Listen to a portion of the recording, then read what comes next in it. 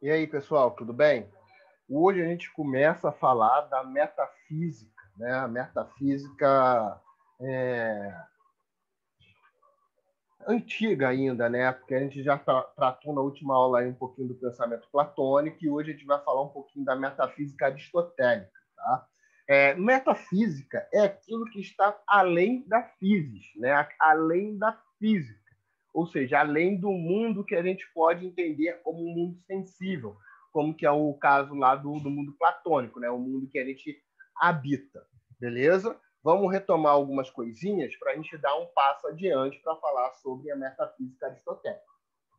O pensamento filosófico surgiu como tentativa de compreender o mundo que nos cerca. A gente falou disso lá desde o pensamento mítico. Né? O cara descrevia o mundo através dos mitos porque era a forma que ele conseguia. Chega um momento que isso não dá mais conta de responder o que ele se propõe, né? Então a gente tem um passo adiante que seria aí, então, o pensamento mítico.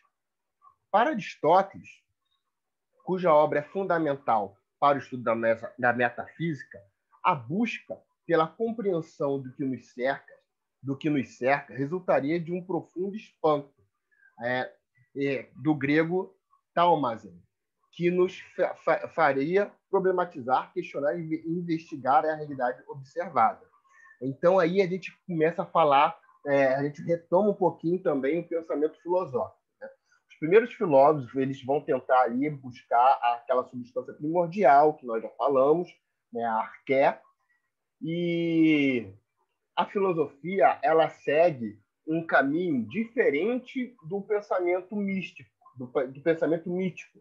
Né? A filosofia segue por um caminho árduo, né? Duro, tentando trazer a realidade à tona. E essa busca pela realidade, ela é movida pelo espanto, pelo assombro, por assustar-se. Daí a vontade de descobrir o que é. Né? Então, esse termo que a gente está falando aqui, o Talmazen, não sei se é assim que pronuncia, né? Mas ele está presente desde lá do pensamento mítico.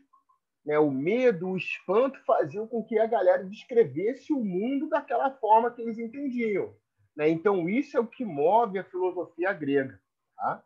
Inicialmente, as investigações filosóficas tratavam de aspectos cosmológicos, né? Cosmos, mundo ordenado, né? Então, tentar aí explicar um mundo organizado, ou seja, relacionado à ordem natural, a origem e a constituição de todas as coisas, ou seja, um mundo ordenado. Mas, de maneira gradativa, voltaram-se as questões metafísicas, ligadas à essência, às causas, às finalidades daquilo que existe.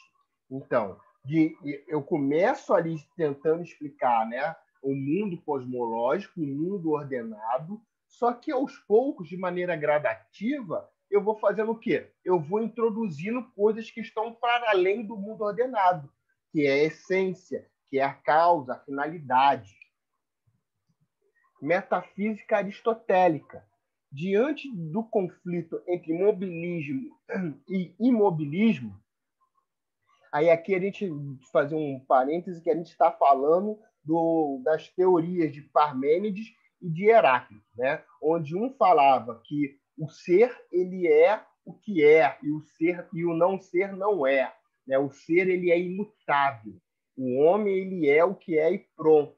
Enquanto o outro falava não, que a gente tem sempre ali o devir, né? O Heráclito ele fala da questão da permanente transformação. Heráclito que fala sobre a questão lá de você não conseguir se banhar duas vezes no mesmo rio, enquanto Parmênides ele é o cara fixo, né? O homem ele é tudo que se transforma nos engana, porque a essência continua a mesma. E aí a gente tem duas variações aqui, né? O mobilismo do vir a ser, do devir de Heráclito e o imobilismo de Parmênides. Tá? Esse debate ele vai ser vai dar pano para manga assim, para diversos teóricos da filosofia. Modos opostos de interpretar a realidade. Sócrates e Platão dividiram o estudo da realidade em dois níveis distintos, o sensível e inteligível. Platão vai ser o cara que ele vai conseguir unificar a teoria de Parmênides e Heráclito.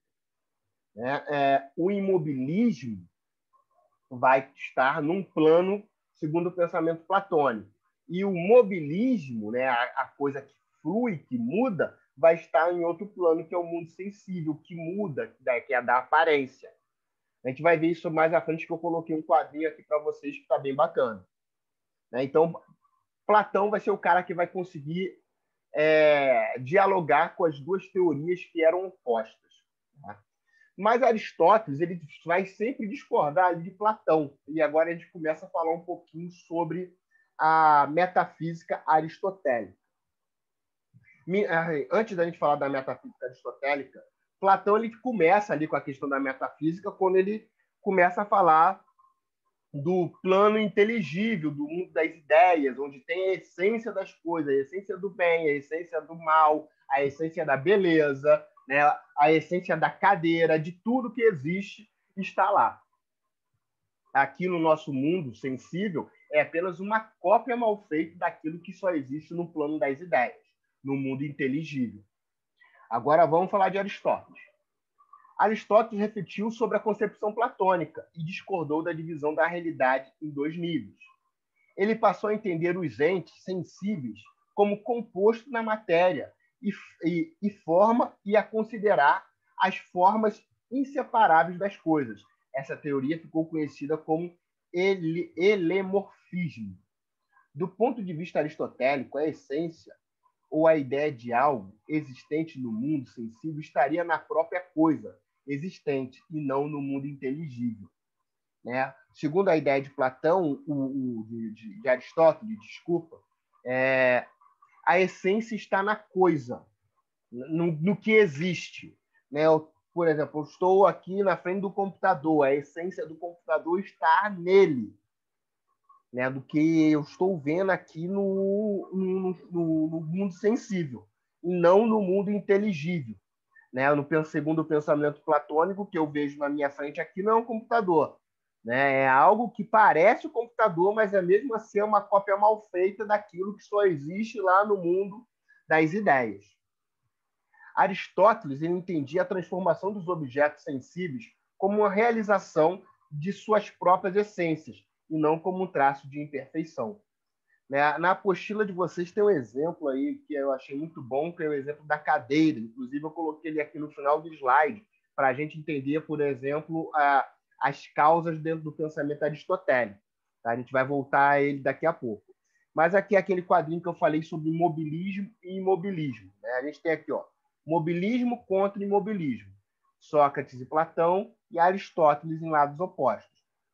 Platão vai dar origem aqui ao mundo inteligível, ao mundo sensível. O que é o mundo inteligível? Ideias e formas, acessível ao pensamento. O que é o mundo sensível? Elementos materiais, acessíveis aos sentidos. Então, aqui a gente tem o imobilismo e o mobilismo gerando essas teorias. E Aristóteles vai para um outro caminho. Junção do mundo inteligível com o mundo sensível. Platão ele separa, Aristóteles ele junta. Substância é igual a matéria mais forma. Mudança é igual a potência mais ato. Categorias e causas dentro daí do pensamento aristotélico. Sobre a essência dos entes e suas transformações, Aristóteles concluiu que cada ente era uma substância e estabeleceu a seguinte divisão. A substância primária, que são os indivíduos, e a substância segunda, espécie e gêneros dos indivíduos. A espécie definiria o conjunto de propriedades comuns entre alguns indivíduos. Por sua vez, o gênero determinaria o conjunto de propriedades comuns entre algumas espécies. De acordo com Aristóteles, as espécies e os gêneros estariam presentes nos indivíduos particulares como universais, que o pensamento poderia identificar. Segundo ele, o conhecimento sobre as Desculpa, o conhecimento sobre particulares não era suficiente para haver ciência, conhecimento rigoroso. Isso isso dependeria de se conhecerem os universais, substâncias segundo. Aristóteles estabeleceu categorias de causas que deveriam ser observadas visando a compreensão de cada ente. Para ele, cada categoria deveria ser pensada como um sujeito ou um predicado. A substância seria o sujeito e as demais categorias seus predicados, que poderiam ser acidentais, variando de acordo com diferentes circunstâncias e causas, ou essências determinadas para a identificação do sujeito. Aristóteles ele vai determinar 4 causas fundamentais: a causa material, a causa eficiente, a causa formal e a causa final. Né? Aqui a gente tem um exemplo da cadeira, né? Da madeira. Ó. Causa material: matéria que constitui um ente, do que ele é feito. A cadeira é feita de quê? A cadeira é feita de madeira. Então, é o que é. Causa eficiente: quem ou o que produz o ente, ou seja, quem fez a cadeira? Um marceneiro. Causa formal: forma de um ente e o que ele é. Isso aqui é uma cadeira. Causa final: a finalidade, para que ele serve, né? Serve para sentar. Essas são as 4 causas fundamentais aí dentro do pensamento aristotélico. Tudo bem, gente? Ficamos por aqui hoje, pessoal. Grande abraço, tchau, tchau e até a próxima.